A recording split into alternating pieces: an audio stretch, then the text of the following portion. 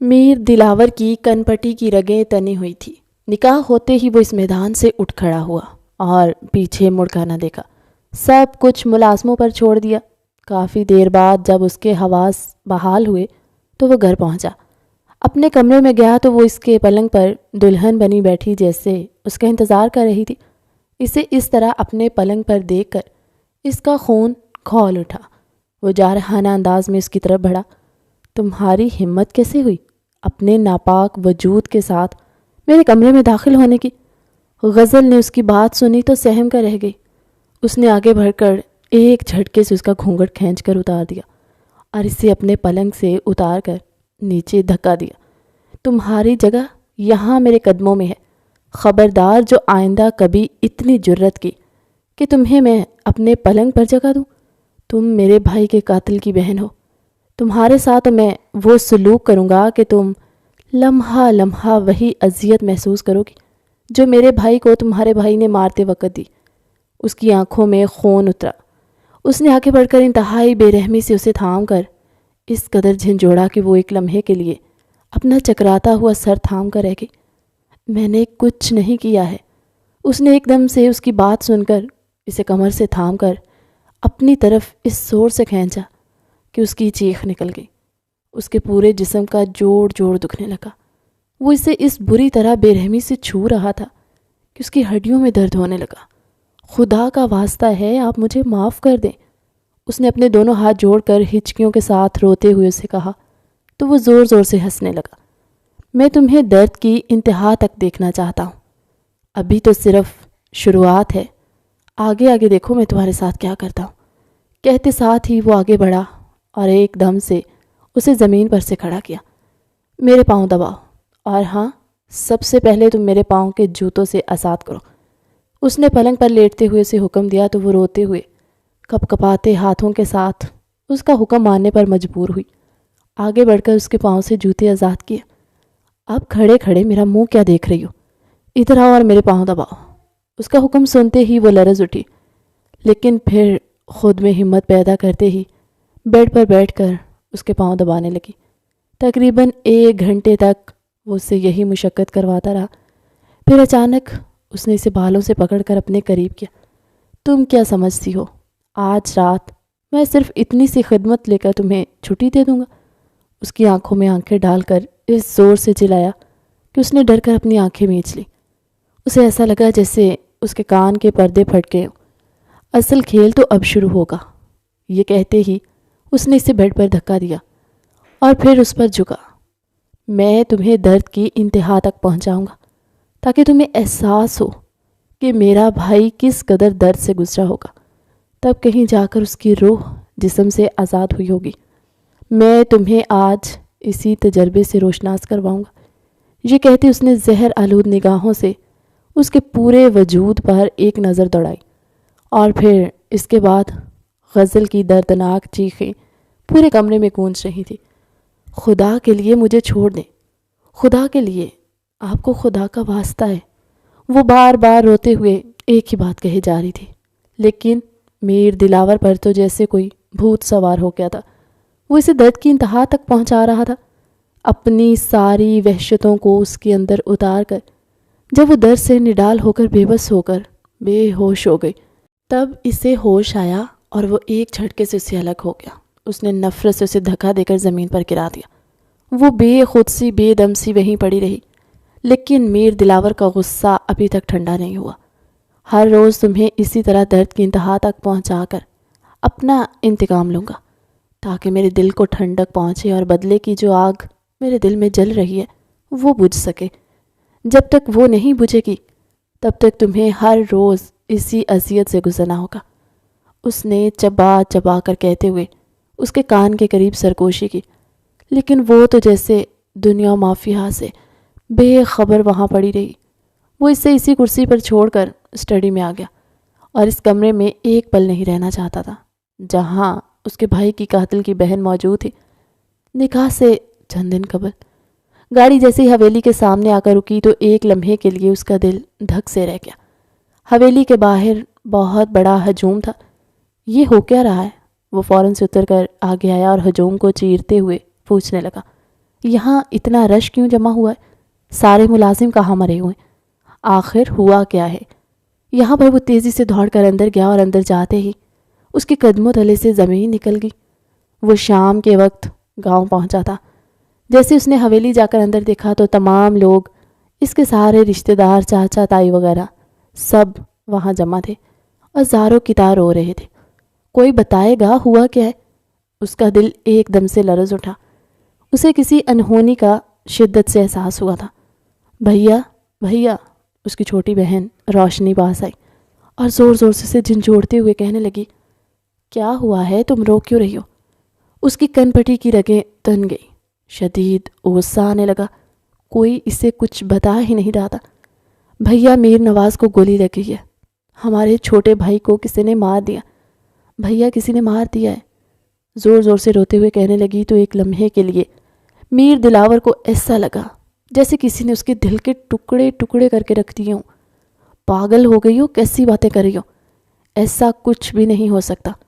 میرا بھائی صبح ہوئی تو مجھ سے ملا تھا، کہہ رہا تھا جلدی آئے گا، واپسی پر مجھے آپ سے کچھ پیسے لینے، مجھے خیام کے ساتھ جانا ہے۔ بکواس بند کرو سب لوگ اپنی۔ ایک دم سے اس کی آنکھوں میں خون اتر آیا۔ وہ سب کو چپ کروانے لگا۔ وہ اس کا اکلوتا چھوٹا بھائی تھا جس سے میر دلاور کو بہت زیادہ محبت تھی۔ کیوں نحوست پھیلا رہی ہے؟ کچھ نہیں ہوا میرے بھائی کو۔ اس نے آگے بڑھ کر کفن میں لپٹے اپنے بھائی کو آہستہ آہستہ کر کے جگانے کی کوشش کی۔ اٹھو شہزادے، دیکھو تمہارا بھائی آ گیا۔ تمہیں پیسے چاہیے نا؟ دیکھو اتنے سارے پیسے تمہارے لیے لایا ہوں۔ تم مجھ سے پہلے ہی پیسے لے لیتے نا، کیوں میرا انتظار کیا؟ دیکھو اب تو میں آ گیا ہوں۔ لیکن تم آنکھیں نہیں کھول رہے۔ وہ بے ربط سے جملے بولنے لگا۔ اس کی آنکھیں جیسے لہو ٹپکا رہی تھی، لیکن اس کا جان سے پیارا بھائی میر نواز آنکھیں کھول ہی نہیں رہا تھا۔ بھی جان دیکھے نا، یہ کیوں مجھ سے اس طرح لک چھپی کھیل رہا ہے؟ یہ کیوں مجھے جواب نہیں دے رہا؟ میں اس سے کتنی محبت کرتا ہوں اسے پتہ ہے۔ اس کے چپ ہو جانے پر میرا دل جیسے بند ہو جاتا ہے۔ یہ تو کہتا تھا کہ میرا بازو بنے گا، لیکن اب یہ کیوں چپ ہو گیا؟ بھی جان، یہ مجھے جواب کیوں نہیں دے رہا؟ اس کی حالت غیر ہونے لگی۔ شدید صدمہ پہنچا تھا اور اسی صدمے کے زیر اثر وہ بار بار اسے جھنجھوڑ کر اٹھانے لگا۔ بس کر دو دلاور، بس کر دو۔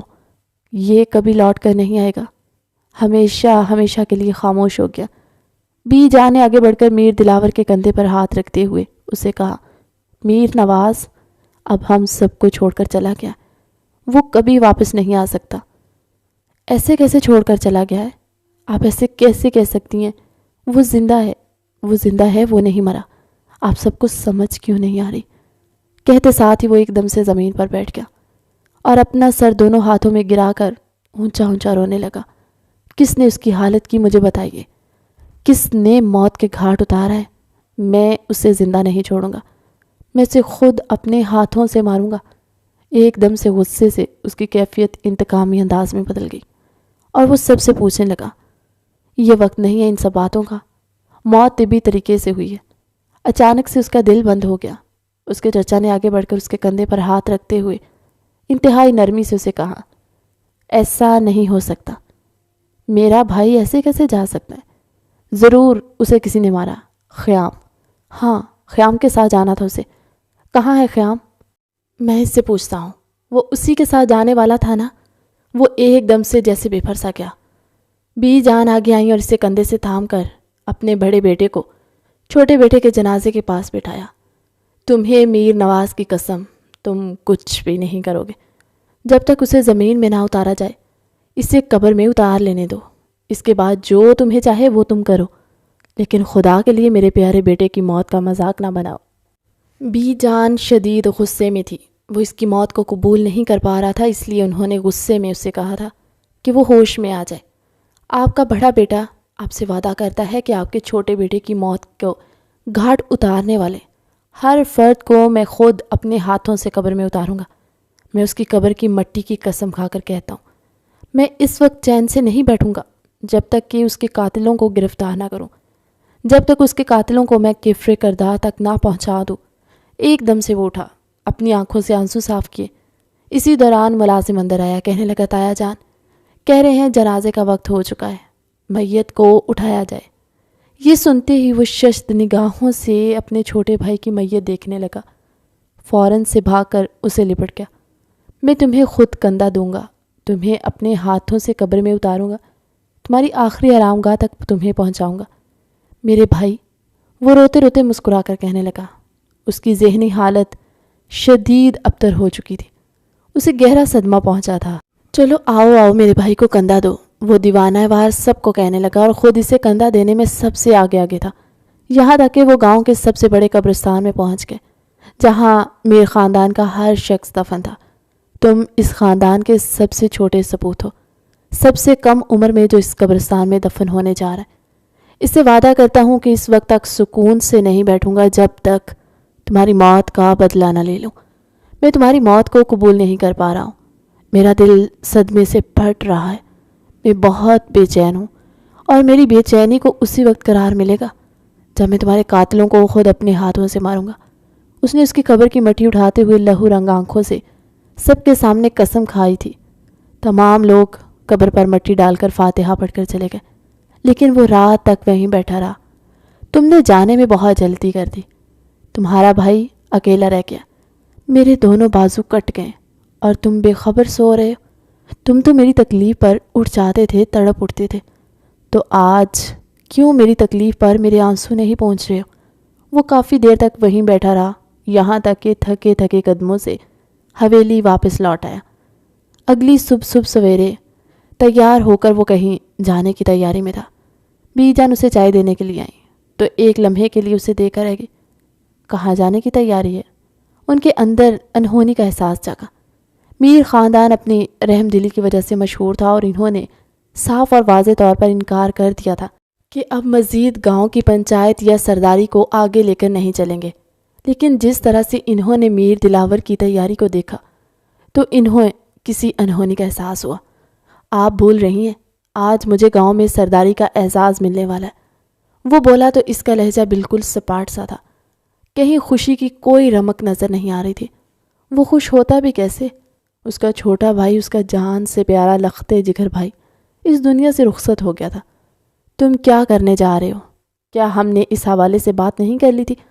بھی جان نے آگے بڑھ کر اس کا ہاتھ پکڑا، اسے روکنے کی کوشش کی تو وہ نرمی سے اپنا ہاتھ چھڑا گیا۔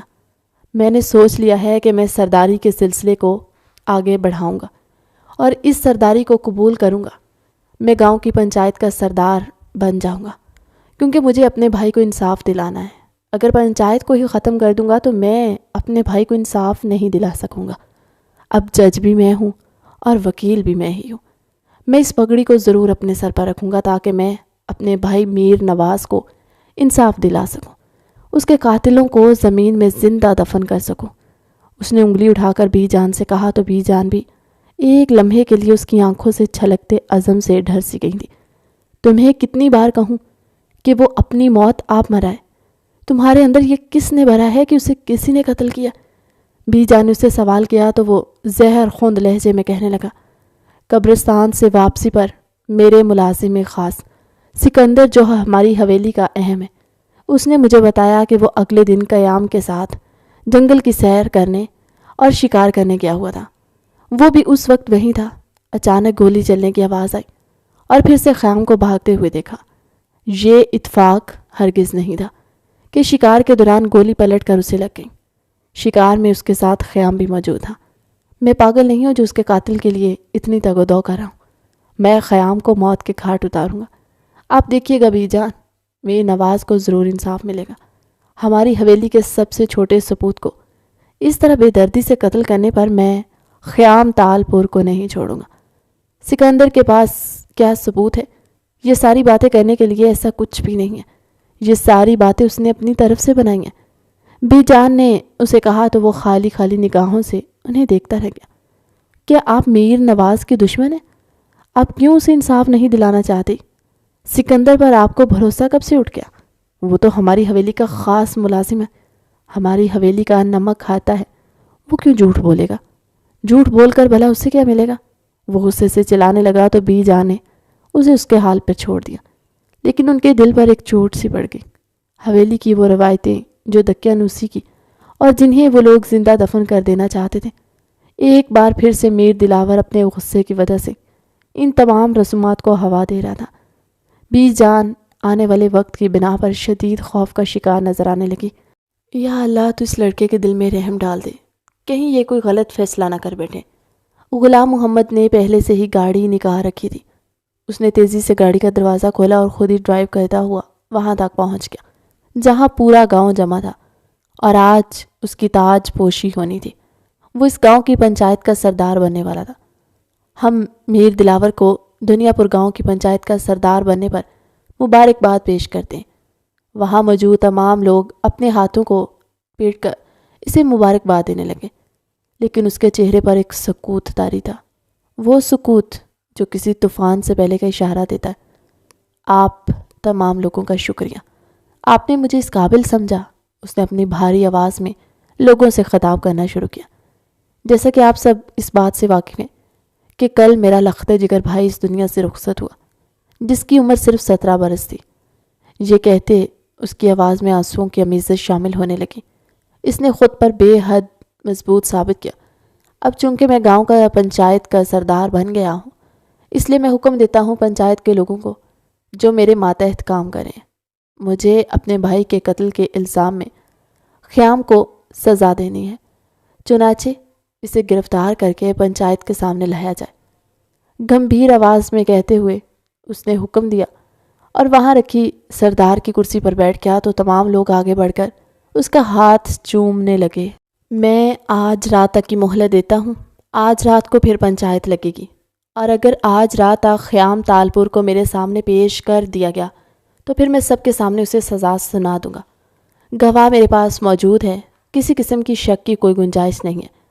ایک دم سے کہتے ہوئے وہ اٹھا اور تیزی سے اپنی گاڑی کے پاس گیا۔ دروازہ کھول کر ریش ڈرائیونگ کرتے ہوئے وہاں سے اپنی حویلی واپس لوٹ آیا۔ میں نے تم لوگوں کو کیا کام دیا تھا؟ تم لوگوں سے ایک کام ڈھنگ سے نہیں ہوتا۔ وہ شیر کی دھاڑ کے برابر اونچی آواز میں بولا تو وہاں موجود تمام ملازم ہاتھ باندھ کر کانپنے لگے۔ ایسے کیسے وہ غائب ہو سکتا ہے؟ وہ اسی ایک گاؤں میں رہتا ہے اور غائب ہو گیا؟ یہ میں مان ہی نہیں سکتا۔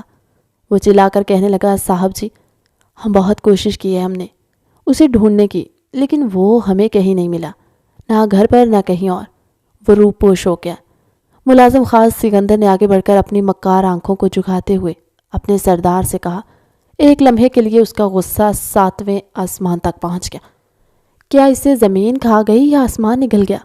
میں کچھ نہیں جانتا، بس اسے میرے سامنے حاضر کرو۔ تم لوگوں کے پاس کل تک کا وقت ہے۔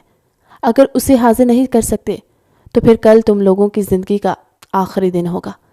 اس نے انگلی اٹھا کر وہاں موجود تمام لوگوں کو آخری وارننگ دی اور تیز تیز قدم اٹھاتا چلا گیا۔ اب وقت آ گیا ہے غزل کہ میں تم سے بدلہ لوں اور جو کچھ تم نے میرے ساتھ کیا اسے سود سمیت واپس کروں۔ یہ ملازم سکندر تھا جس کی آنکھوں میں مکاری جھلک رہی تھی۔ اس نے سوچ لیا تھا کہ اگلی صبح پنچایت لگنے تک اس نے کیا کرنا ہے۔ اس نے اپنے پاس اشارے سے 2 ملازموں کو بلایا اور انہیں ساری بات سمجھانے لگا۔ اس کی آنکھیں چمکنے لگی تھی۔ کل تمہارا تماشا میں سب کے سامنے دیکھوں گا۔ مجھے ٹھکرانا تمہیں بہت مہنگا پڑنے والا ہے۔ وہ دل ہی دل میں کمینی ہنسی ہنستے ہوئے کہنے لگا، اب تم دیکھو گی کہ میں کیا کچھ کر سکتا ہوں۔ تم نے میری بات کو خالی کھلی دھمکی سمجھا تھا، لیکن اب وقت تمہیں بتائے گا کہ وہ خالی دھمکی تھی یا سچ میں بہت کچھ کر سکتا ہوں۔ اس نے آنکھوں میں نفرت، بیزاری، غصہ، بہت کچھ تھا۔ انتقام چیخ چیخ کر اس کی آنکھوں میں اپنے ہونے کی گواہی دے رہا تھا۔ کیا ہوا ہے غزل؟ تم اتنی پریشان کیوں ہو؟ وہ جو یونیورسٹی کے آخری دن آخری کلاس لینے چلی آئی تھی، ایک دم سے ہوش میں آئی۔ نہیں تو کس نے کہا ہے میں پریشان ہوں؟ اس نے اپنی پریشانی اپنی دوست انم سے چھپا لی، جو کہ بہت ماہر تھی دوسروں کے چہرے سے ان کے دل کی حالت کا اندازہ لگانے میں۔ تم جھوٹ بول رہی ہو، تمہاری آنکھوں میں صاف نظر آ رہا ہے۔ اب صاف بتا دو ہوا کیا؟ اس نے محبت سے اس کے ہاتھ پر ہاتھ رکھا تو وہ رونے لگی۔ گاؤں سے فون آیا تھا، امی اور بھائی روح پوش ہو گئے۔ مجھے بھی کہا ہے کہ تم بھی اپنے ہاسٹل میں ہی چھپ جانا، کہیں باہر مت نکلنا، کیونکہ گاؤں کے بڑے سردار میر دلاور کے چھوٹے بھائی میر نواز کا قتل ہو گیا اور سارا الزام میرے بھائی پر آیا کیونکہ وہ اس کا دوست تھا۔ بھائی تو روح پوش ہو گیا، لیکن مجھے بہت رونا آ رہا ہے۔ میں یہاں ہوں، وہ لوگ وہاں ہیں، ان پر کیا گزر رہی ہوگی۔ مجھے کچھ سمجھ نہیں آ رہا کہ میں کیا کروں۔ وہ بلک بلک کر رونے لگی تو انم کے پیروں تلے سے زمین نکل گئی۔ ایسا کیسے ہو سکتا ہے؟ کیا تمہیں یقین ہے کہ تمہارے بھائی نے یہ نہیں کیا؟ ہاں مجھے یقین ہے، میرا بھائی ایسا کر ہی نہیں سکتا۔ ہماری ماں نے ہماری تربیت بہترین کی ہے، ہم تالپور خاندان سے تعلق رکھتے ہیں، ہمارے خون میں غداری نہیں ہے، اس نے فخر سے کہا تو انم نے آگے بڑھ کر اسے حوصلہ دیا۔ سب ٹھیک ہو جائے گا، تم دیکھنا، سب اچھا ہو جائے گا۔ تمہاری اماں اور بھائی دوبارہ وہیں گاؤں میں پہنچ جائیں گے، تم بھی وہیں ان کے ساتھ ہنسی خوشی رہوگی۔ ابھی فی الحال اپنا موڈ ٹھیک کرو، آج کی تقریب بھی ہے۔ انم نے اسے ہاتھ دے کر سہارا دیا تو وہ دونوں اٹھ کر جیسے ہی کلاس کی طرف جانے لگی تو اچانک سے یونیورسٹی میں شور بلند ہوا۔ انہوں نے مڑ کر دیکھا تو ایک لینڈ کراؤزر یونیورسٹی کے اندر داخل ہو کر تیزی سے اندر آ رہی تھی، یہاں تک کہ انم نے اسے زوردار دھکا دے کر دوسری طرف کیا۔ غزل بچاؤ اپنے آپ کو۔ وہ گاڑی ایک دم سے غزل کے پاس آ کر رکے۔ کیا بدتمیزی ہے! اس سے پہلے کہ مزید کچھ کہتی گاڑی سے نکلنے والے شخص نے کڑی نگاہوں سے سامنے کھڑی غزل کو دیکھا۔ قاتل کی بہن، چلو عدالت میں تمہاری پیشی ہے۔ غزل نے جیسے ہی سامنے نظر اٹھا کر آنے والی شخصیت کو دیکھا، ایک لمحے کے لیے اس کا دل دھڑکنا بھول گیا۔ وہ کوئی اور نہیں، سکندر تھا، وہی سکندر جس نے اس سے محبت کا اظہار کیا تو غزل نے اسے صاف انکار کر دیا۔ یہ میر خاندان کا خاص ملازم تھا جس کی وہاں سب سے زیادہ بات سنی جاتی تھی۔ تم یہاں کیا کر رہے ہو؟ وہ ایک دم سے خوفزدہ ہو کر پیچھے کی طرف ہٹی۔ میں تمہیں ہی لینے آیا ہوں کیونکہ تمہاری ماں اور بھائی تو چھپ گئے، امیر خاندان سے وفاداری بھی تو دکھانی ہے نا۔ میں انہیں یہ کیوں نہ بتاتا کہ خیام کی ایک بہن یونیورسٹی میں پڑھتی ہے، ہاسٹل میں رہتی ہے، اسے ہی تمہارے سامنے حاضر کر دیتا ہوں، کیونکہ تمہاری ماں اور بھائی تو شاید ان کو تو آسمان نگل گیا ہے یا پھر زمین کھا گئی ہے۔ اب تمہاری زندگی میر دلاور کے رحم و کرم پر ہے، وہ جو فیصلہ کرے گا وہی اصل میں اس کا انتقام ہوگا۔ اس نے چبا چبا کر کہتے ہوئے مکار آنکھوں سے اسے دیکھا اور بھری یونیورسٹی میں سب کے سامنے اس کا ہاتھ پکڑ کر گھسیٹ کر اسے ایک دم سے گاڑی میں دھکا دیا۔ چھوڑو مجھے، کیا کر رہے ہو؟ جانتے ہو کیا کر رہے ہو؟ میرے بھائی خیام کو پتہ چلا تو تمہارا سر تن سے جدا ہو جائے گا۔ غزل نے بہادری کا مظاہرہ کرتے ہوئے اسے دھکا دینے کی کوشش کی، لیکن سب بیکار چلا گیا کیونکہ پیچھے گاڑی میں بیٹھے گارڈز نے اسے رومال سنگھا دیا۔ اگلے ہی لمحے وہ بے ہوش ہو کر گاڑی کی سیٹ سے سر ٹکا کر بے سود ہو گئے۔ یونیورسٹی میں موجود گارڈ جیسے ہی آگے بڑھے تو سکندر کے ساتھ موجود میر دلاور کے گارڈ نے اسے پیچھے ہو جانے کا حکم دیا۔ یہ ہمارا خاندانی معاملہ ہے، کسی کو اس معاملے میں پڑنے کی کوئی ضرورت نہیں۔ لڑکی اغوا کر کے نہیں لے جا رہے، گاؤں کی پنچایت میں اس کی پیشی ہے، وہیں لے کر جا رہے ہیں۔ میر سکندر نے گرجدار آواز میں وہاں آگے بڑھنے والے تمام لوگوں سے کہا تو وہ سب کے سب پیچھے ہٹ گئے۔ گاڑی جس رفتار سے آئی تھی اسی رفتار سے واپس پلٹ گئی۔ خیام نہیں مل سکا، لیکن خیام کی بہن غزل مل گئی، اسے آپ کی خدمت میں پیش کرتا ہوں۔ سکندر جیسے تیسے ڈرائیونگ کر کے پنچایت میں پہنچا تو کیا دیکھتا ہے کہ میر دلاور اسی کا انتظار کر رہا تھا۔ اس کے چہرے پر غضب کی گہری لکیریں ابھری ہوئی تھی، وہ کڑی نظروں سے اسی کو دیکھ رہا تھا۔ کہاں ہے اس کی بہن؟ سکندر نے ایک دم سے گارڈ کو اشارہ کیا تو اس نے اسے باہر نکالا۔ جیسے تھوڑی ہی دیر میں ہوش آ گیا تھا اور گاڑی میں اس نے بہت ہنگامہ مچایا تھا، اسی وجہ سے اس نے اسے رسیوں سے باندھ کر جکڑا ہوا تھا۔ گارڈز نے جیسے ہلا کر میر دلاور کے قدموں میں پٹخا، ایک لمحے کے لیے میر دلاور حیران رہ گیا۔ وہ چند لمحے اس لڑکی کو تکتا رہ گیا۔ غزل، اس نے زیر لب اس کا نام دہرایا۔ غزل نے میر دلاور کے نام پکارنے پر جیسے سر اٹھا کر دیکھا، ایک لمحے کے لیے میر دلاور کا دل جیسے دھڑکنا بھول گیا۔ وہ مبہوت ہوا تھا، وہ حسن کی ملکہ بھوری آنکھوں والی لڑکی وہی تھی جس سے میر دلاور پہلی بار یونیورسٹی میں ٹکرایا تھا، اور اس نے انتہائی مصلحت سے کام لیتے ہوئے معاملہ رفع دفع کر دیا تھا۔ ایک لمحے کے لیے میر دلاور کو ایسا لگا جیسے کسی نے اس کے دل پر پاؤں رکھ دیا۔ میرے بھائی نے کچھ نہیں کیا، میری ماں بھی بے قصور ہے۔ دلاور گھٹنوں کے بل بیٹھا اور جیسے ہی اس کے منہ پر پٹی ہٹائی وہ ایک دم سے بول پڑی، خاموش، خبردار، ایک لفظ بھی مزید نہ کہنا۔ اس نے انگلی اٹھا کر اپنی گمبھیر آواز میں اسے خاموش رہنے کا کہا۔ وہی قاتل ہے، تبھی روپوش ہے، اگر وہ قاتل نہیں ہوتا تو میرے سامنے حاضر ہو جاتا۔ تم نے یہ کیسے سمجھ لیا؟ کہ میں تمہارے خاندان کو معاف کر دوں گا؟ ایک جھٹکے سے اس نے اس کا جبڑا اپنے ہاتھوں میں پکڑا، اسے دھکا دے کر نیچے گرایا۔ اس کا سر زمین پر لگا اور خون نکلنے لگا۔ پنچایت میں سردار میر دلاور کی طرف سے یہ فیصلہ کیا جاتا ہے کہ وہاں موجود حویلی کے تمام لوگ پہنچ گئے، کیونکہ سکندر نے حویلی میں موجود تمام لوگوں کو کہہ دیا تھا کہ میر دلاور فیصلہ سنا رہا ہے۔ بی جان سب سے آگے تھی۔ میر دلاور کا فیصلہ ہے کہ خیام تال پور کے نام ملنے پر ان کی بہن غزل تال پور کو میر دلاور کے ساتھ ونی کیا جاتا۔ یہ فیصلہ بجلی بن کر میر خاندان کے تمام افراد پر گرا تھا۔ غزل تال پور نے پھٹی پھٹی نگاہوں سے اپنے سامنے کھڑے فرعون بنے میر دلاور کو دیکھا، جو اس کی طرف جارحانہ انداز میں آگے بڑھا تھا۔ اس نے ایک جھٹکے سے اسے بازوؤں سے کھڑا کیا اور سکندر کی طرف اشارہ کر کے کہنے لگا، نکاح خواہ کو بلاؤ، ہم ان کی بہن کو ونی کر کے اپنے گھر لے جائیں گے اور باندی بنا کر رکھیں گے۔ ایک لمحے کے لیے غزل کو ایسا لگا جیسے ساتوں آسمان کسی نے پوری طاقت کے ساتھ اس کے اوپر گرا دیے ہوں اور وہ کچھ بھی نہیں کر پائی۔ خدا کے لیے ایسا نہ کرے، میں آپ کے پاؤں پڑتی ہوں، میں بے قصور ہوں، میرا خاندان بے قصور ہے، آپ سمجھتے کیوں نہیں ہیں؟ آپ تحقیقات کریں، کسی کی باتوں میں کیوں آ رہے ہیں؟ سکندر غدار ہے، اس نے سب کچھ کیا۔ اس کے پاؤں پڑ کر گڑ گڑا کر معافی مانگنے لگی، لیکن میر دلاور تو جیسے پتھر کا ہو گیا تھا۔ میں تمہاری کسی بات پر یقین نہیں کرنے والا، تمہاری ہر کوشش بیکار ہے۔ اس نے آگے بڑھ کر اسے بالوں سے پکڑ کر کھڑا کیا۔ وہ درد کی ایک لہر اس کے وجود میں چھا گئی۔ چھوڑو اسے، پاگل ہو گئے ہو، کیا کر رہے ہو؟ چھوڑ دو اسے، معصوم ہے، مظلوم ہے۔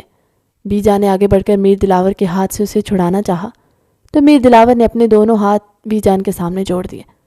یہ میرا فیصلہ ہے، آپ اس فیصلے کے بیچ میں مت آئیں۔ میں آپ کا احترام کرتا ہوں، لیکن میں آپ کی یہ بات نہیں مان سکتا۔ کہتے ساتھ ہی اس نے غزل کی کلائی پکڑی اور اسے تقریباً گھسیٹتا ہوا بیٹھک کے اندر لے گیا، جہاں نکاح خواہ بیٹھے ہوئے تھے، غزل تال پور ولد حسن تال پور۔ کیا آپ کو میر دلاور ولد میر شفاعت سے یہ نکاح قبول ہے؟ غزل کی ہرنی سی آنکھوں میں خوف کی ایک لہر دکھائی دی۔ اس نے نفی میں سر ہلایا اور ایک بار پھر سے میر دلاور کے قدموں میں جھک گئی۔ میں یہ نہیں کر سکتی، آپ سمجھنے کی کوشش کریں، آپ کا یہ فیصلہ غلط ہے، آپ بہت پچھتائیں گے اپنے اس فیصلے پر۔ میر دلاور کا غصہ سر چڑھ کر بولنے لگا، جواب دو ورنہ تمہارا سب کے سامنے وہ حشر کروں گا کہ تم قیامت تک یاد رکھو گی۔ اس نے اسے کندھے سے پکڑ کر اٹھایا اور اس کی آنکھوں میں آنکھیں ڈال کر چبا چبا کر اس لہجے میں کہا کہ غزل کا پورا وجود کانپ اٹھا۔ وہ ایک دم سے جیسے ڈھہ سی گئی اور نم آنکھوں کے ساتھ دھڑکتے دل کے بے ترتیب دھڑکنوں کے ساتھ ایجاب و قبول کر کے میر دلاور کو اپنی زندگی میں شامل کر لیا تھا۔ اور اس کے بعد میر دلاور نے اس کے ساتھ جو کچھ بھی کیا تھا وہ کسی درندگی سے کم نہ تھا۔ وہ سسکیاں لے لے کر میر دلاور کی ظلم و ستم کی داستان پر رو پڑی تھی۔ بیٹا دروازہ کھولو۔ وہ جو صبح اٹھی تو آئینے میں خود کا عکس دیکھا۔ ایک لمحے کے لیے اس کا دل دہل سا گیا۔ اس کے چہرے پر جگہ جگہ چوٹ کے نشانات تھے۔ اسے بری طرح نوچا گیا تھا، گھسوٹا گیا تھا۔ وہ اپنا آپ دیکھ کر رو پڑی تھی۔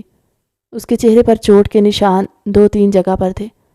اس نے اپنے منہ پر پانی کے چھینٹے مارے اور خود کو مضبوط کرنے لگی کہ جب وہ واش روم سے باہر آئی تو یہ آواز گونجی۔ اس نے آگے بڑھ کر جھکی نگاہوں سے دروازہ کھولا۔ اس کا لباس بھی پھٹا ہوا تھا، جسے اس نے بڑی چادر لے کر چھپا لیا تھا۔ اسے اتنی تو مہلت بھی نہیں دی گئی تھی کہ وہ اپنے کپڑے لا سکے۔ یہ تمہارا حال کس نے کیا ہے؟ بی جان تو اسے ناشتہ دینے کے لیے آئی، لیکن اس کا حال دیکھ کر ایک لمحے کے لیے ان کا دل جیسے کسی نے مٹھی میں لے کر مسل دیا ہو۔ غزل خاموش رہی۔ ایسا لگ رہا ہے جیسے اس نے چپ کا روزہ رکھ لیا تھا۔ آپ یہاں کیوں آئی ہیں؟ اور یہ ناشتے کی ضرورت نہیں ہے۔ وہ غلام ہے، باندھی ہے، میری بیوی نہیں ہے جس کے آپ اتنے نخرے اٹھا رہی ہیں۔ راشدہ جلدی سے آؤ اور یہ برتن یہاں سے لے جاؤ، میں نیچے آ رہا ہوں، وہیں بیٹھ کر بات کرتے ہیں۔ اس نے آنکھوں ہی آنکھوں میں بیجان کو جانے کا اشارہ کیا تو تم، ان کا دل لرز اٹھا، لیکن وہ جانتی تھی میر دلاور کا غصہ ہے اس وقت ساتویں آسمان کو چھو رہا ہے۔ چنانچہ انہوں نے ایک افسوس بھری نگاہ غزل پر ڈالی جو ہنوز اپنی نگاہیں زمین میں گاڑے ہوئے تھی، سر اٹھا کر دیکھنے کی، جیسے اسے لگ رہا تھا کہ اس میں ہمت ہی ختم ہو گئی۔ اور تم یہاں کھڑے کھڑے تماشا کیا دیکھ رہی ہو؟ میرے ہر کام کی ذمہ داری اب تمہاری ہے۔ میں ملازمہ اسے اب کام نہیں کرواؤں گا، جاؤ میرے لیے کپڑے نکالو۔ اس نے ایک دم سے اسے پکار کر بے عزت کیا اور پھر حکم صادر کیا۔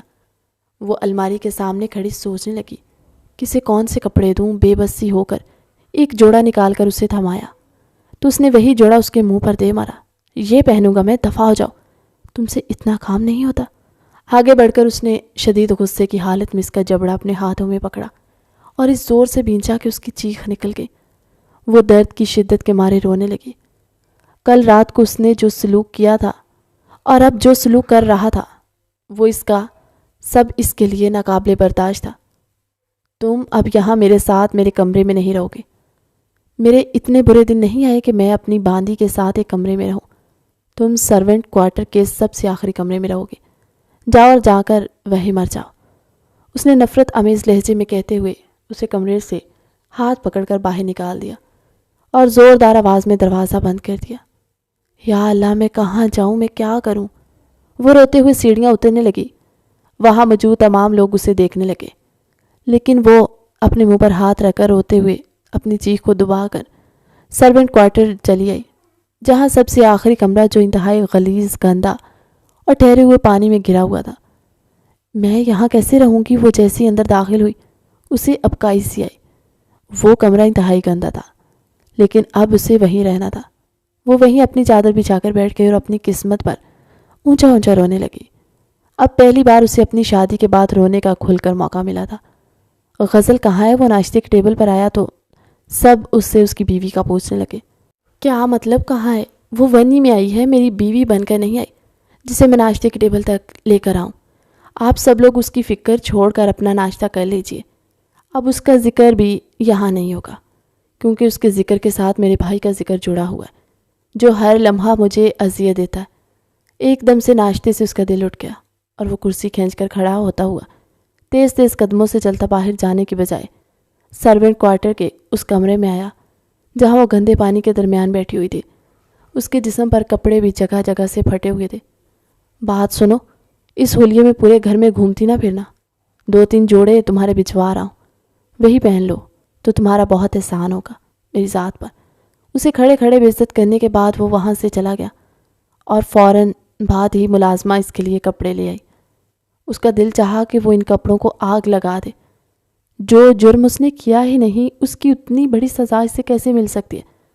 میں تمہیں کبھی معاف نہیں کروں گی میر دلاور۔ تم ایک نہ ایک دن پچھتاؤ گے اور پچھتاوے کی ساگ میں جلو گے اور مجھ سے معافی مانگو گے۔ حقیقت تمہارے سامنے آئے گی، تب میں تمہیں ہرگز معاف نہیں کروں گی۔ وہ ہچکیوں سے روتے ہوئے اپنی قسمت پر افسوس کرنے لگی۔ کہاں ہے خیام بھائی؟ آپ کی غزل پر کتنا ظلم ڈھایا جا رہا ہے۔ اس کی آنکھوں سے تواتر سے آنسو بہنے لگے اور وہ زاروں کی طرح رونے لگی۔ بیٹا، تم یہاں اتنی گندگی میں کیوں بیٹھی ہو؟ بی جان کو پتہ چلا کہ میر دلاور نے اسے سرونٹ کوارٹر میں بھیج دیا ہے، وہ بھی وہ کمرہ جو کافی عرصے سے بند ہے۔ اسے دیکھ کر افسوس سے کہنے لگی۔ غزل خاموش رہی، ان سے کچھ بھی نہ کہا۔ ایک کام کرو، تم دوبارہ دلاور کے کمرے میں جاؤ، وہ اس وقت سو رہا ہے، اس کی نیند گہری ہوتی ہے، وہ نہیں اٹھتا، میں یہاں کی صفائی کروا دیتی ہوں۔ انہوں نے غزل سے کہا تو وہ چپ چاپ ان کے حکم کی تعمیل کرتے ہوئے دوبارہ سے میر دلاور کے کمرے میں آ گئی، جہاں وہ آرام فرما رہا تھا، اور وہیں زمین پر پلنگ کے برابر میں بیٹھ گئی۔ قسمت کے بارے میں سوچنے لگی۔ اس کی آہستہ آہستہ رونے کی آواز کمرے میں گونج رہی تھی۔ تم ذرا دیر کو خاموش نہیں رہ سکتی؟ میرے سر میں درد ہو گیا، ابھی ذرا دیر آرام کا ملا تھا، اور ذرا یہ تو بتاؤ کہ کس خوشی میں میرے کمرے میں آئی ہو؟ ایک دم سے اس کی آواز سے بیدار ہو کر وہ اس پر برس پڑا۔ وہ جو اپنے رونے میں مصروف تھی، رونا بھول کر پھٹی پھٹی نگاہوں سے اسے دیکھنے لگی۔ اس کے دیکھنے کا انداز اس قدر معصومیت بھرا تھا کہ میر دلاور کی آواز اس کے حلق میں ہی گم ہو کر رہ گئی۔ وہ ایک لمحے کے لیے اس کی معصومیت بھرے انداز سے دیکھنے پر جیسے کھوس آ گیا۔ اس کے حسن نے اسے مبہوت کر کے رکھ دیا تھا۔ سوگواریت نے اس کے چہرے پر 4 چاند لگائے ہوئے تھے۔ وہ خود بخود اس کی طرف مائل ہوا، آگے بڑھا، اسے اپنے پاس بٹھایا، اس کے بال کانوں کے پیچھے کیے۔ تم اذیت دینے کے لیے یہاں لائی گئی ہو، لیکن نہ جانے کیوں تمہیں دے کر دل چاہ رہا ہے کہ تمہیں بالکل بھی اذیت نہ دو، اور انتہائی محبت سے چھو کر بتاؤں کہ میر دلاور کے سینے میں بھی ایک دل ہے جو اب تمہیں دیکھ دیکھ کر دھڑک رہا ہے۔ نہ جانے کیوں وہ بے خود سا ہو کر اس سے کہنے لگا تو وہ سہم کر پیچھے ہٹی۔ میر دلاور نے فوراً سے سگریٹ پھونکی۔ وہ سگریٹ کا ایک کش لگاتا جا رہا تھا اور اسے اپنی نظروں میں بسا رہا تھا۔ وہ اس کی اچانک کایا پلٹ پر حیران تھی کہ دوسرے ہی لمحے اس نے اسے کمر سے پکڑ کر کھینچا اور اپنے ہاتھ میں موجود سگریٹ کو بجھا کر وہ اس کے جسم پر لگانے لگا۔ دردناک چیخیں اس کی بلند ہونے لگی۔ تمہیں کیا لگا تھا کہ میں تمہارے حسن میں پاگل ہو کر یہ بھول جاؤں گا کہ تم میرے بھائی کے قاتل کی بہن ہو؟ ہرگز نہیں، یہ تمہاری غلط فہمی ہے۔ وہ اس کے جسم پر جگہ جگہ وہ جلا ہوا سگریٹ لگانے لگا۔ ہر بار سگریٹ رکھنے پر اس کی روح کانپ جاتی اور وہ سوچتی کہ کاش وہ پیدا ہی نہ ہوتی تو آج اسے اس قدر ظلم و ستم کا نشانہ نہ بنایا جا رہا ہوتا۔ آئندہ میرے کمرے میں گھسنے کی جرت نہ کرنا۔ کوئی تمہیں کچھ بھی کہے، اب دفع ہو جاؤ میری نظروں سے۔ شام کے 8 بج رہے تھے جب اس نے اس کے وجود کو جلا کر بھسم کر دیا اور اسے وہاں سے جانے کا کہا تو وہ روتی بلکتی گھرتی پڑتی بھاگ کر اپنے چھوٹے سے کمرے میں آ گئی اور اللہ سے رو رو کر خوب شکوے کرنے لگی، اے اللہ تو مجھے موت دے کر اپنے پاس بلا لے۔ تیرے بندے بہت ظالم ہیں اور جینے نہیں دیتے، اس بات کی سزا دیتے ہیں جو کبھی کی ہی نہیں ہوتی۔ اس سے زیادہ الفاظ نے اس کا ساتھ نہیں دیا۔ وہ پچھلے 3 دن سے بھوکی تھی، سوائے چائے کے اس کے حلق سے کچھ بھی نہیں اترا تھا۔ نکاہت اس کے پورے وجود پر طاری تھی، اس سے چلنا بھی دوبر تھا۔ وہ وہیں اپنے کمرے کے کونے میں دیوار سے ٹیک لگائے روتے روتے کب سو گئی اسے پتہ ہی نہ چلا۔ وہ جو ایک خوبصورت اور زندگی سے بھرپور لڑکی تھی ایک دم سے ہڈیوں کا ڈھانچہ نظر آنے لگی۔ اسے دیکھ کر کوئی بھی نہیں کہہ سکتا تھا کہ یہ غزل تالپور ہے۔ اماں بس مجھ سے اور برداشت نہیں ہوتا، ہم کب تک یہاں خالہ کے گھر روپوش رہیں گے؟ نہ جانے غزل کا کیا حال ہوگا، وہ کس حال میں ہوگی۔ ابھی وہ اپنی بات سے باتیں کر ہی رہا تھا کہ دروازہ بجا اور آنے والی شخصیت نے اسے جو کچھ بتایا اسے سن کر خیام کو لگا تھا کہ جیسے وہ اپنی بہن کا سب سے زیادہ مجرم ہے۔ غزل کی والدہ تو باقاعدہ طور پر رو پڑی، میری بیٹی کس حال میں ہوگی، ان درندوں نے اس کے ساتھ کیا کیا ہوگا۔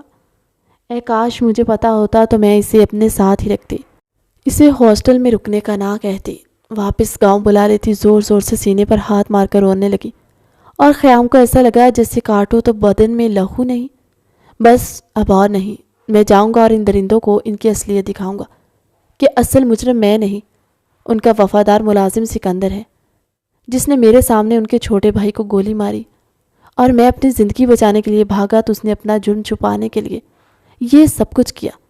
لیکن اب میں کسی سے نہیں ڈرتا، اب اگر آر یا ہار وہ جو بھی ہو، لیکن میں اپنی بہن پر مزید ظلم نہیں ہونے دوں گا۔ اس مسئلے میں میری وجہ سے وہ پڑی ہے، کاش میں میر نواز سے دوستی ہی نہ کرتا تو آج مجھے یہ دن ہی نہ دیکھنا پڑتا۔ خیام کی شرمندگی ختم ہی نہیں ہو رہی تھی، وہ حد درجہ شرمندہ تھا کہ اس کی وجہ سے اس کی بہن کو اس قدر گھٹیا رسم سے گزرنا پڑا اور وہ ان درندوں کے چنگل میں پھنسی ہوئی تھی۔ دلاور لالا اس وقت اپنے کمرے میں سود و زیاں کا حساب لگا رہا تھا جب روشنی دوڑتے ہوئے اس کے پاس آئی۔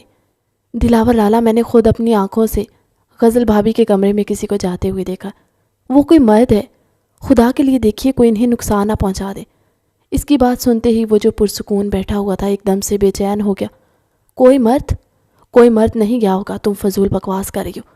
وہ روشنی کے سامنے ظاہر نہیں کرنا چاہتا تھا کہ اسے یہ سن کر حیرت ہوئی ہے۔ نہیں لالا، میں سچ کہہ رہی ہوں، وہاں کوئی گیا ہوا ہے، اب دیکھیں تو صحیح، کہیں کوئی انہیں نقصان نہ پہنچا دے، پھر ساری برادری ہماری جگ ہنسائی ہو کر ونی میں آئی ہوئی لڑکی کو اس طرح کسی نے قتل کر دیا۔ یہ سنتے ہی وہ ہوش میں آ گیا۔ تم یہی ٹھہرو، میں جا کر دیکھتا ہوں کیا معاملہ ہے۔ روشنی وہیں رک گئی اور میر دلاور دبے قدم سرونٹ کوارٹر کے سب سے آخری کمرے میں آ گیا جہاں گپ اندھیرا چھایا ہوا تھا۔ اس کے پاس اس کمرے کی دوسری چابی موجود تھی، دروازہ بند تھا، اندر خاموشی چھائی ہوئی تھی۔ بغیر آواز کے دروازہ کھول کر دیکھا کہ سامنے کا منظر دیکھ کر وہ اچھل پڑا۔ جاؤ یہاں سے ابھی گھٹیا انسان، تمہاری وجہ سے میری زندگی برباد ہو کر رہ گئی ہے۔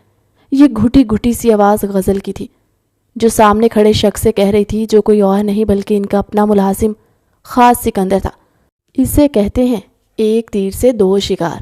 ایک طرف تو میں نے اپنی دلی خواہش پوری کی، میر نواز کو گولی مار کر سارا الزام تمہارے بھائی پر ڈالا، حالانکہ وہ تو اپنی جان بچانے کو بھاگا تھا۔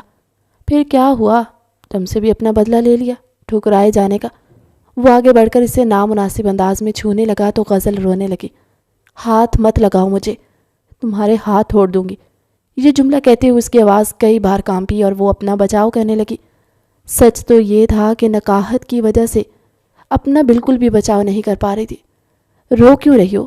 تم بے شک میر دلاور کے ساتھ ونی ہو کر یہاں آئی ہو، لیکن تم پر میرا اتنا ہی حق ہے جتنا میر دلاور کا شوہر ہونے کی حیثیت سے، کیونکہ اس کی ہر چیز میری ہے۔ اس نے آگے بڑھ کر غزل کو اپنی باہوں میں بھرنا چاہا، بس یہیں پر میر دلاور کا صبر جواب دے گیا۔ ایک جھٹکے سے اس نے لات مار کر دروازہ کھولا تو سکندر، جو غزل کو اپنی باہوں میں بھرنے کی ناکام کوشش کرنے لگا تھا، ایک دم سے سیدھا ہو بیٹھا۔ سامنے دیکھا تو اس کی آنکھیں پھٹی کی پھٹی رہ گئیں۔ آپ دلاور صاحب، آپ؟ یہ غزل بھاگنے کی کوشش کر رہی تھی، میں نے اسے پکڑ لیا۔ میں اسے کیسے بھاگنے دے سکتا تھا؟ یہ تو قاتل کی بہن ہے نا۔ اس نے بامشکل اپنے حواسوں پر قابو پاتے ہوئے ایک منصوبہ فوراً سے ترتیب دیا اور اس پر عمل کیا۔ میں تمہاری ساری سچائی جان گیا ہوں، تمہارا کھیل یہیں پر ختم ہوتا ہے۔ اس نے آگے بڑھ کر ایک زوردار تھپڑ اسے رسید کیا کہ وہ دور جا گرا۔ آپ کو کوئی غلط فہمی ہوئی ہے، ایسا کچھ بھی نہیں ہے۔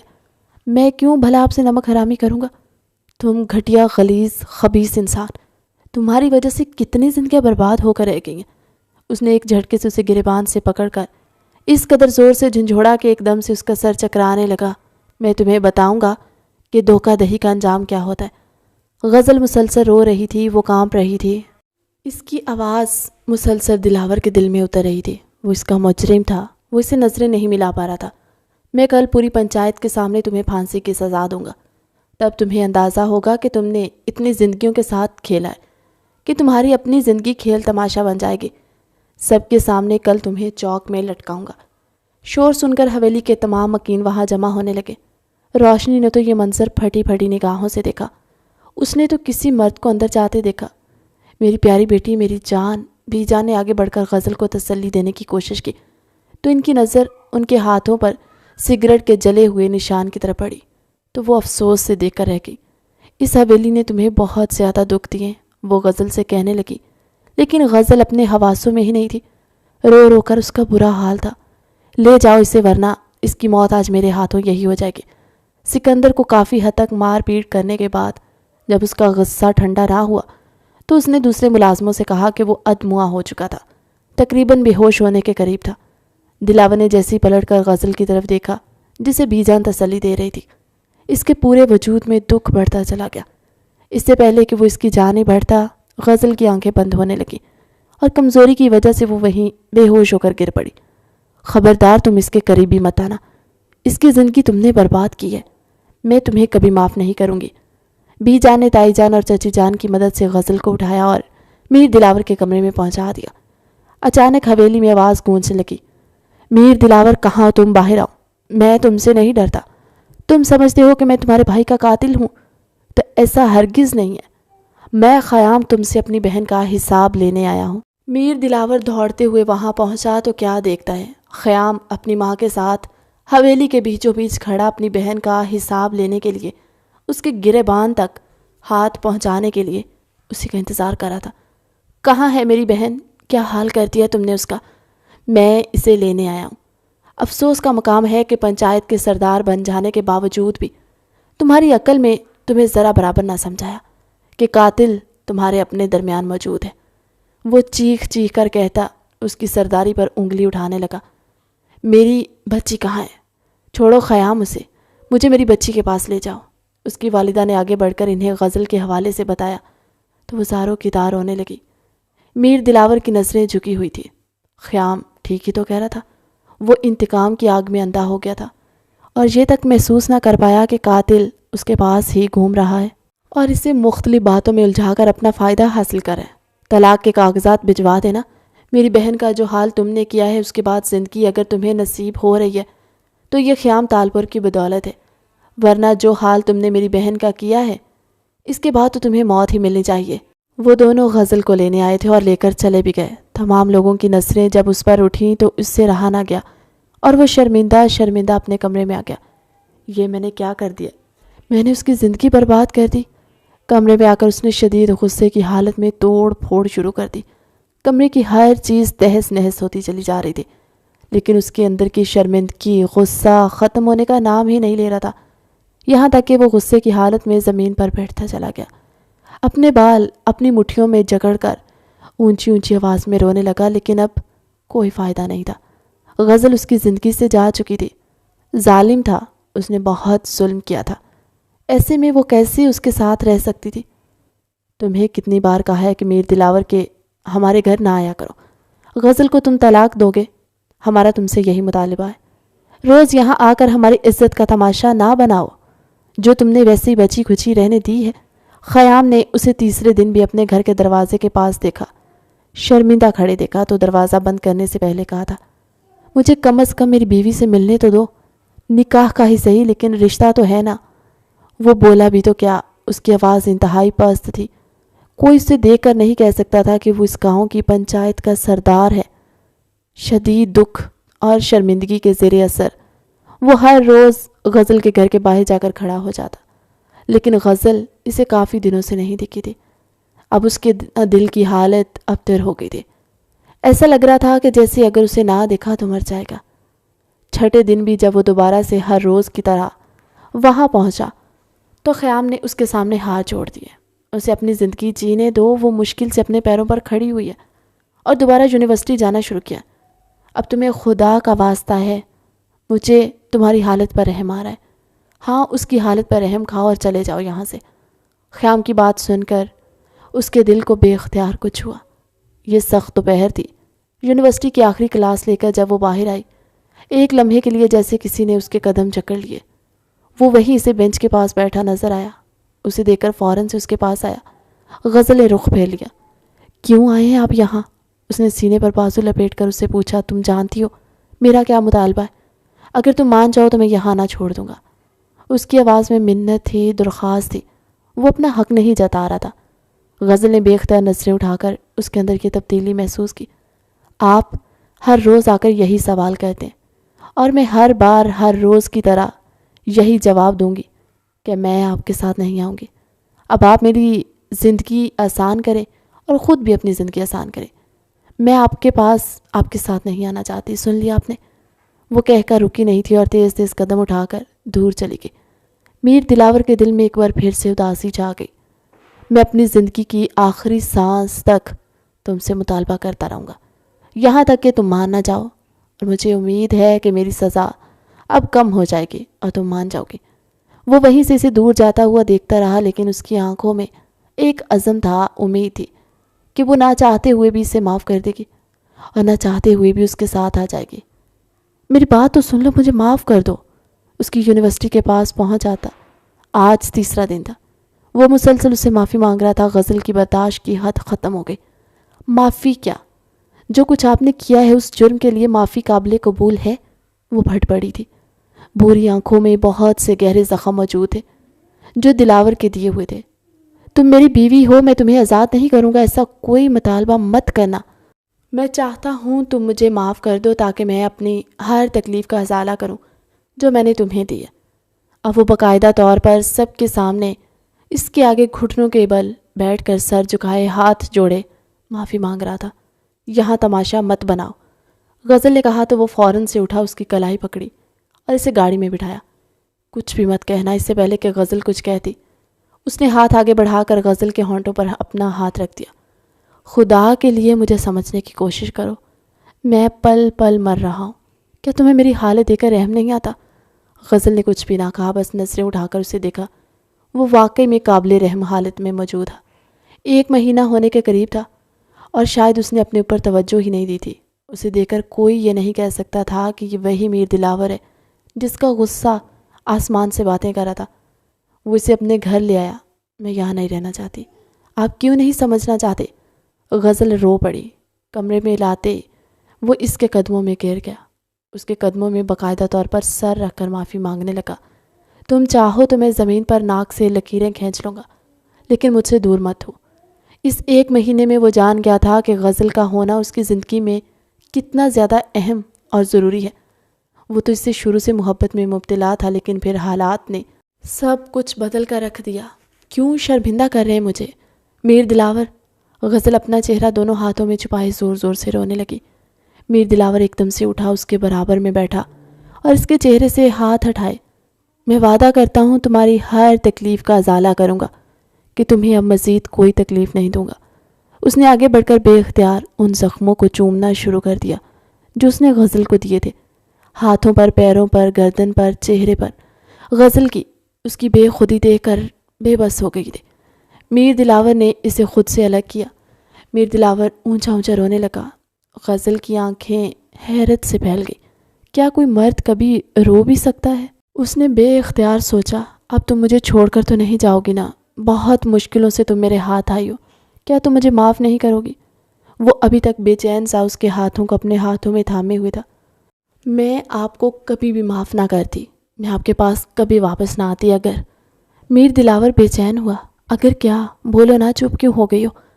اگر میں آپ کے بچے کی ماں نہ بننے والی ہوتی تو یہ خبر اس کی زندگی کی تپتی دھوپ میں کسی چھاؤں کی مانند ثابت ہوئی تھی۔ کیا؟ وہ ہنس پڑا۔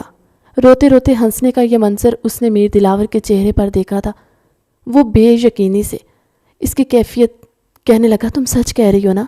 تم سچ کہہ رہی ہو؟ اس نے آگے بڑھ کر ایک دم سے غزل سے کہا۔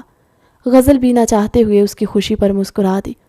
حالانکہ وہ اس کی زندگی میں زخم دینے والا شخص تھا، اس کے زخموں سے ابھی تک خون رستا رہتا تھا۔ میں نے بہت سوچا سمجھا، میں نے چاہا کہ میں اسے ختم کر دوں، لیکن میں نہیں کر پائی۔ یہ جملہ کہتے ہوئے بھی غزل کی روح کانپ گئی تھی۔ یہ میری جائز اولاد ہے، میں اسے کیسے ختم کر سکتی ہوں؟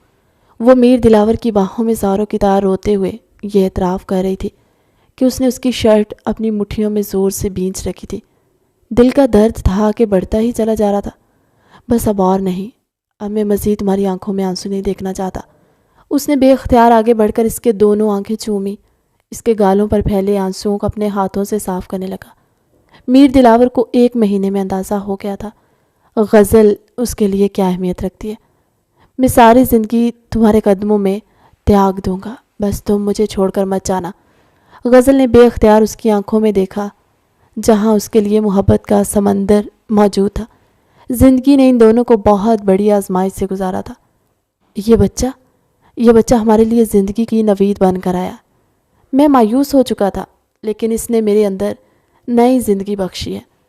وہ بے اختیار اس کے پیٹ پر جھکا اور اس پر ہاتھ پھیرتے ہوئے چومتے ہوئے کہا۔ تو غزل کو اندازہ ہو گیا کہ میر دلاور یکسر بدل چکا ہے۔ غزل کی محبت نے اسے بدل دیا تھا۔ میر دلاور نے آگے بڑھ کر غزل کو ایک بار پھر سے اپنے سینے میں بھینچ لیا کہ وہ دوبارہ اسے خود سے جدا نہیں کرنا چاہتا تھا۔ میر نواز، کیا کر رہے ہو؟ ادھر آؤ، بہت دھوپ ہے، بیمار پڑ جاؤ گے۔ وہ پودوں کو پانی دے رہی تھی جب اس کا 3 سال کا چھوٹا بیٹا میر نواز بھاگ بھاگ کر پودوں پر آئی تتلیوں کو کڑی دھوپ میں پکڑنے کی کوشش کر رہا تھا۔ ارے جان کیوں ڈانٹ رہی ہو آپ میرے بیٹے کو؟ کھیل رہا ہے نا، یہی تو دن ہے میرے میر نواز کے کھیلنے کودنے کے دن۔ دلاور نے بے اختیار اس کی کمر کی طرف باہیں ڈال کر اسے خود میں بھینچا تو غزل نے شرارتاً پائپ کا رخ دلاور پر کر دیا۔ ارے بیگم جان، یہ کیا کر دیا؟ وہ سر سے لے کر پاؤں تک پانی میں بھیگ چکا تھا۔ غزل اسے دیکھ کر سر پیچھے کی طرف کرتے ہوئے ہنستی چلی گئی۔ ماما، بابا کو کیا کر دیا آپ نے؟ بابا تو گیلے ہو گئے، بابا بیمار ہو جائیں گے۔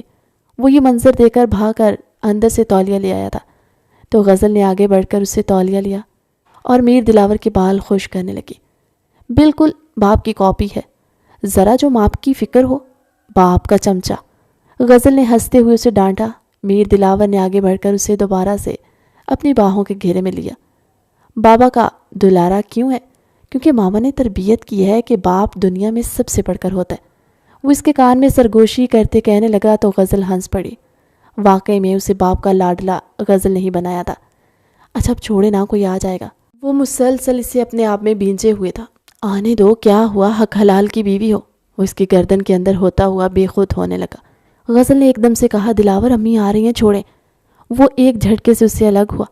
آس پاس دیکھا تو کوئی نہیں تھا۔ تم بہت زیادہ شرارتی ہو رہی ہو۔ اس نے آگے بڑھ کر اس کے کان کھینچے۔ اب سچ میں امی آ رہی ہیں، کہتے ہوئے وہ بھاگ کر اندر کی طرف چلی گئی اور دلاور نے ہنستے ہوئے چاروں طرف دیکھا تھا، وہاں کوئی نہیں تھا۔ ان کی زندگی حسین ہو گئی تھی اور وہ زندگی کے 3 سال ایک ساتھ گزار چکے تھے۔ ان 3 سالوں میں ان دونوں نے خود سے کیے گئے وعدے کو نبھایا تھا۔ محبت ان کے درمیان آہستہ آہستہ پم کر تناور درخت بن چکی تھی اور وہ اس درخت کی چھاؤں میں خوش و خرم اپنی زندگی گزار رہے تھے۔ کہانی کیسی لگی کمنٹ سیکشن میں اپنی قیمتی رائے کا اظہار ضرور کیجیے گا۔ ملتے ہیں ایک نئی کہانی کے ساتھ اگلی ویڈیو میں، تب تک کے لیے اللہ حافظ۔